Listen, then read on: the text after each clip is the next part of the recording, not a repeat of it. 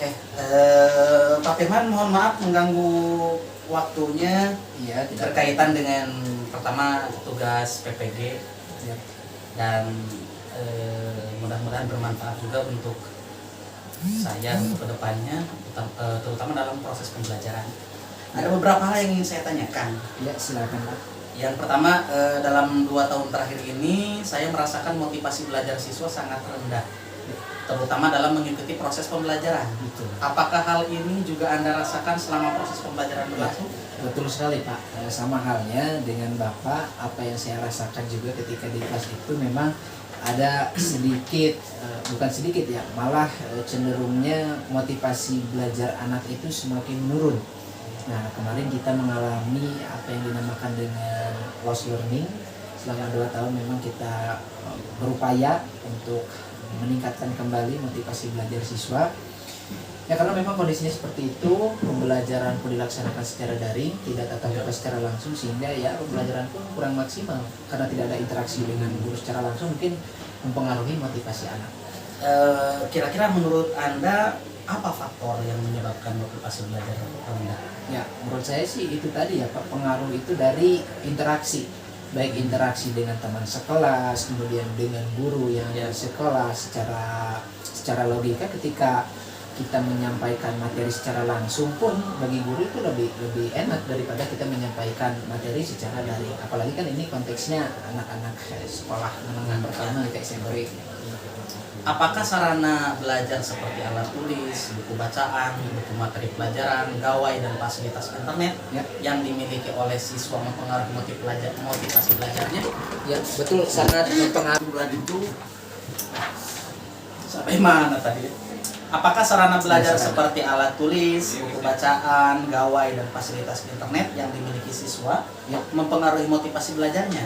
Ya, sangat mempengaruhi Pak. Jadi ada beberapa kendala, misalnya ketika kita melaksanakan kegiatan PJJ itu ada anak yang tidak memiliki paket data ataupun belum memiliki gawai yang memadai untuk melaksanakan kegiatan PJJ, sehingga ya antar anak pun pasti memiliki motivasi yang berbeda halnya ketika anak tersebut memiliki sarana dan prasarana yang memadai di rumahnya.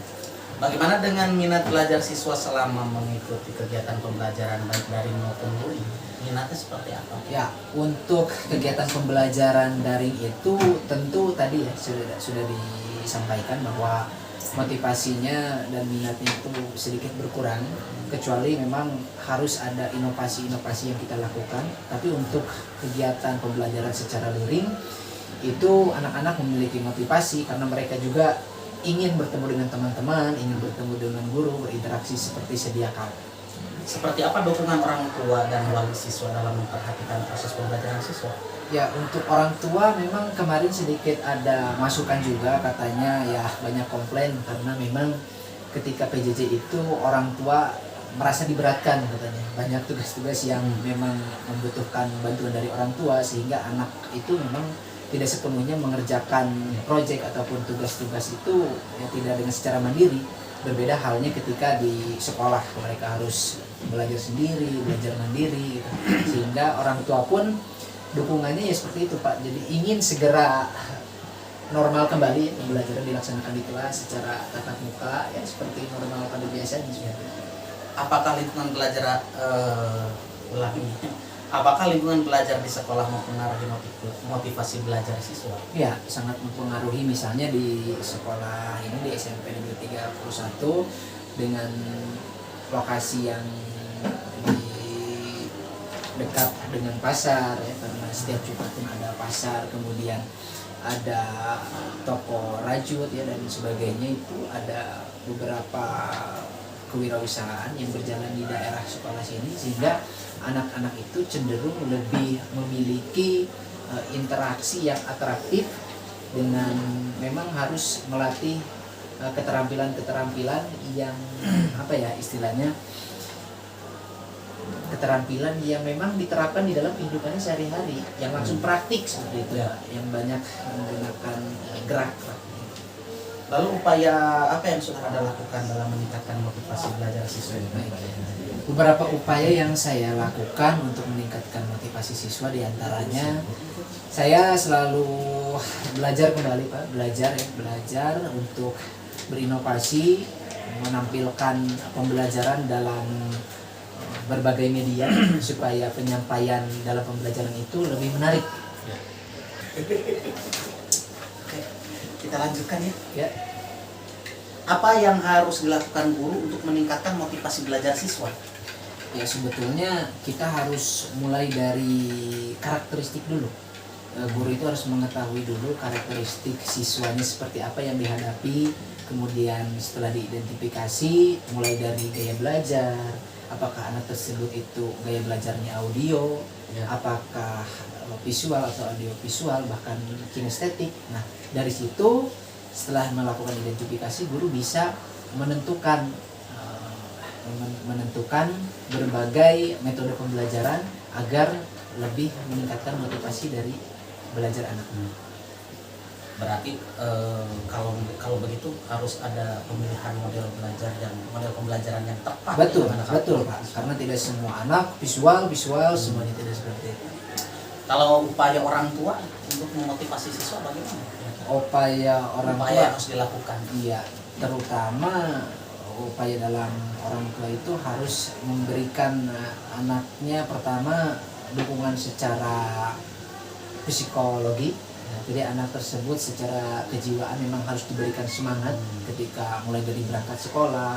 Mereka harus dibiasakan dengan hal-hal yang istilahnya menyemangati anak, bahwa anak itu ya mereka datang ke sekolah untuk belajar, kemudian nantinya pulang ke rumah kembali mereka harus tahu apa yang dilakukan di sekolah, kemudian apa yang harus dikerjakan di rumah.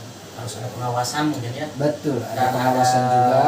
Komunikasi intens Iya. dengan wali kelas dan Betul. guru. Harus ada komunikasi antara guru juga dengan pihak sekolah, itu jangan sampai terlupakan, karena tanpa ada komunikasi tersebut ya tentunya kerjasama itu tidak akan berjalan dengan baik.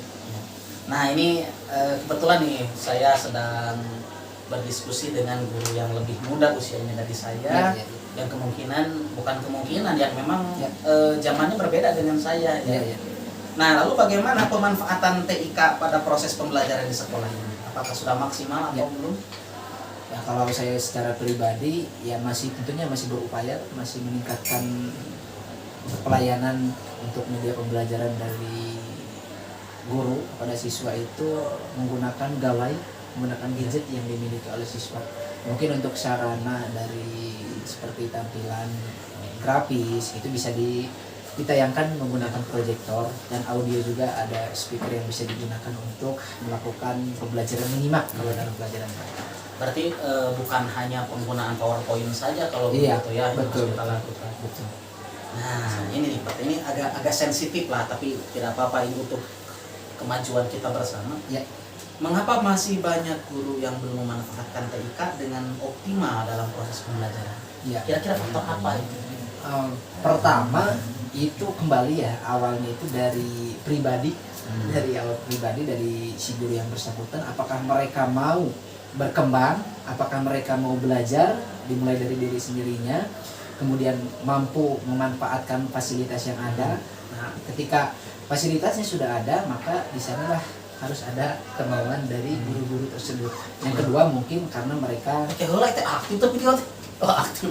mungkin mereka belum terbiasa. Nah, Iya. dari tidak terbiasa itu mereka tentunya harus membiasakan diri. Betul. Karena sesuatu yang baik itu dan sesuatu yang dilakukan secara terus menerus awalnya memang harus dari paksaan dulu ya, supaya lebih ini. Sebenarnya kalau zaman sekarang tidak terlalu sulit ya untuk mengembangkan Iya, betul. pembelajaran. Banyak sekali Yang media-media yang mudah bisa aja. digunakan. Kayak ada Canva gitu ya. Iya betul Pak. Ya, Banyak sekali sulit platform pembelajaran yang bisa Iya. kita gunakan. Google Classroom, ada Canva, kemudian ada ya banyak lah.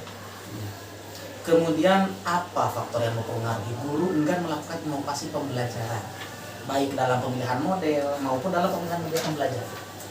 Yang pertama, guru tersebut mungkin sudah terpatok dengan stigma ataupun persepsi bahwa ya mengajar itu ya ceramah, seperti itu.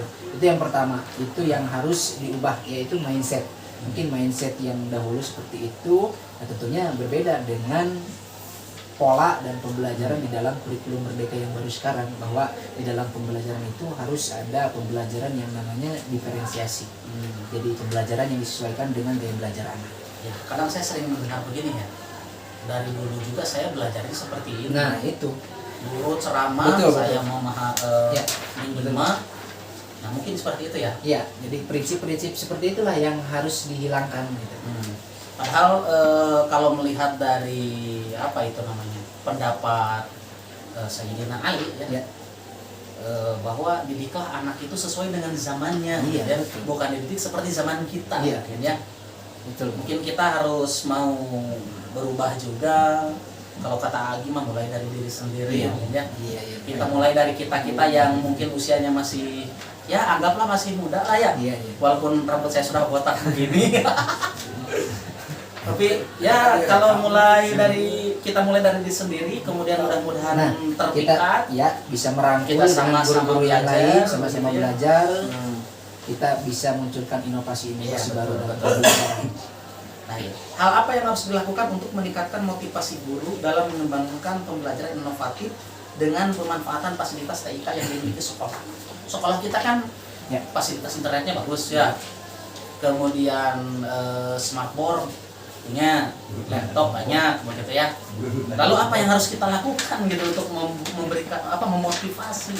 Iya, untuk guru-guru yang ada ya, yang Iya. berarti ya memang harus ada regulasi yang jelas, regulasi yang atau arahan yang cukup tegas dari atasan, bahwasanya pemanfaatan media itu memang sangat penting di dalam pembelajaran.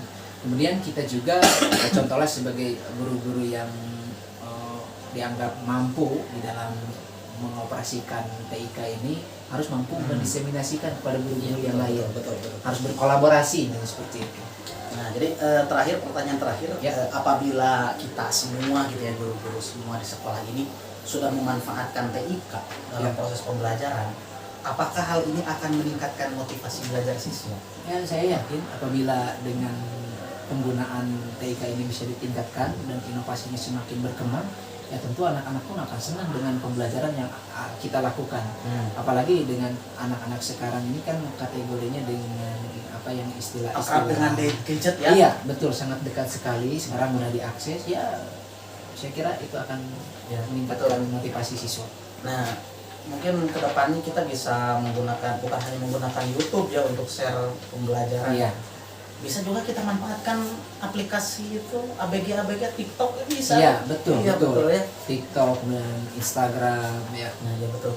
Nah, itu kita harus membuat komitmen minimal untuk diri kita sendiri Yap. untuk mengubah pola Mindset. pembelajaran, model pembelajaran yang kita pilih yang tepat, media pembelajaran yang kita maksimalkan. Ya.